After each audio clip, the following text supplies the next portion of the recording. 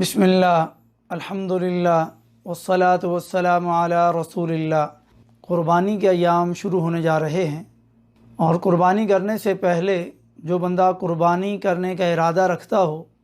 تو اس کو چاہیے کہ وہ عید کا چاند نظر آنے سے پہلے اپنی حجامت بنا لے، اپنے ناخن کاٹ لے، غیر ضروری بالوں کی صفائی کر لے، مونچھوں کو کاٹ لے، سر کے بال چھوٹے کروانے کی ضرورت ہے کر لے،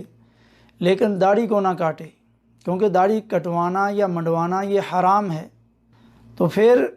قربانی کا ارادہ ہے چاند نظر آنے سے لے کر کے عید کی نماز پڑھنے کے بعد قربانی کرنے تک وہ اپنے آپ کو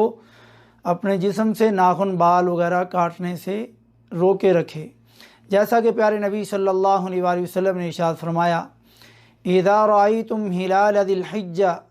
وَأَرَادَ أَحَدُكُمْ أَن يُضَحِّيَ فَلْيُمْسِكْ عَنْ شَعْرِهِ وَأَظْفَارِهِ۔ جو شخص قربانی کا ارادہ رکھتا ہو وہ ذوالحجہ کا چاند دیکھنے کے بعد حجامت نہ بنوائے، نہ بال کاٹے اور نہ ناخن کاٹے، یعنی ان کو ان کے حال پر رہنے دے۔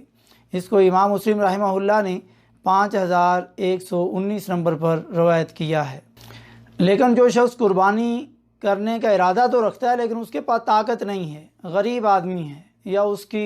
جیب اجازت نہیں دے رہی، تنگی کے حالات ہیں، تو وہ بندہ کیا کرے؟ پیارے نبی صلی اللہ علیہ وآلہ وسلم نے ارشاد فرمایا، ابو داؤد شریف کی یہ 2799 نمبر اور نسائی کی 4370 نمبر حدیث ہے، امرت بیوم الاضحى عیدا جعلہ اللہ لہذه الامہ قال الرجل ارأیت ان لم اجد الا منیحة انثى افأضحی بها قال لا ولكن تأخذ من شعرك وأظفارك وتقص شاربك وتحلق عانتك فتلك تمام اضحیتك عند اللہ۔ نبی صلی اللہ علیہ وآلہ وسلم نے فرمایا، مجھے عید الاضحیٰ کے متعلق حکم دیا گیا کہ اسے بطور عید مناؤں جسے اللہ تعالیٰ نے اس امت کے لیے خاص کیا ہے۔ ایک آدمی نے کہا کہ اگر مجھے دودھ دینے والے جانور کے سوا کوئی اور جانور نہ ملے تو کیا میں اس کی قربانی کر دوں؟ آپ صلی اللہ علیہ وآلہ وسلم نے فرمایا، نہیں، بلکہ اپنے بال کاٹ لو، ناخن اور مونچھیں تراش لو اور زیر ناف بالوں کی صفائی کر لو، اللہ کے ہاں تمہاری یہی کامل قربانی ہوگی۔ اس حدیث کو امام البانی رحمہ اللہ نے ضعیف کہا ہے، مگر کچھ محدثین نے اس کو صحیح کہا ہے، جیسے شیخ شعیب الارناؤط نے فی الاحسان فی تقریب صحیح ابن حبان کے اندر، اور شیخ زبیر علی زئی رحمہ اللہ نے سنن ابی داؤد میں اس کو صحیح کہا ہے۔ جن علماء نے اس کو صحیح کہا ہے تو ان کی صحت کو لے لیا جائے، جو کم از کم حسن درجے تک تو پہنچتی ہے، یعنی جس کے پاس وسعت نہ ہو کہ وہ قربانی کر سکے تو نہ صرف اسے یہ قربانی معاف ہے بلکہ وہ عید الاضحیٰ کے دن نماز عید کے بعد مذکورہ کام کر لے اور چاند نظر آنے سے عید کی نماز تک ان کو نہ کاٹے تو اللہ تعالیٰ اسے اس پر ہی قربانی کا اجر عطا فرما دے گا۔ یہ حدیث قربانی کی خصوصی اہمیت کو بھی اجاگر کرتی ہے،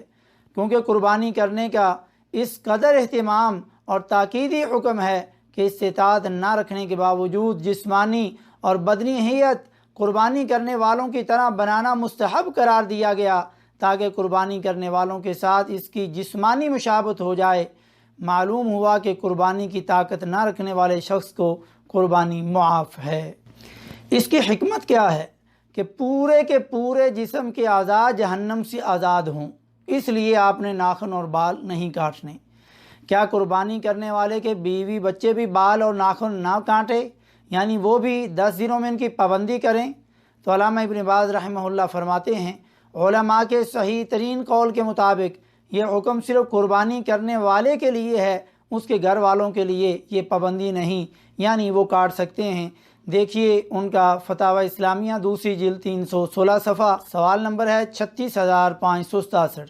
کیونکہ نبی صلی اللہ علیہ وآلہ وسلم نے اپنے اہل بیت گھر والوں کی طرف سے بھی قربانی کرتے تھے، تو آپ صلی اللہ علیہ وسلم ان کو ناخن بال کاٹنے سے منع کرنے کی کوئی دلیل نہیں ملتی۔ تو یہی راجح معلوم ہوتا ہے کہ یہ پابندی صرف گھر کے سربراہ یا قربانی کرنے والے کے لیے ہے، باقی گھر والوں کے لیے نہیں۔ ان ایام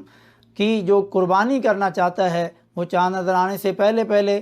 وہ اپنے ناخن بال وغیرہ کاٹ لے، اور 10 دن وہ پھر ناخن بال وغیرہ نہ کاٹے۔ عید الاضحیٰ کے دن عید نماز پڑھ کے قربانی کرنے کے بعد وہ اپنے ساری حجامت بنائے۔ اللہ رب العزت ہمیں سمجھنے کی توفیق نصیب فرمائے۔ وما توفیقی الا باللہ۔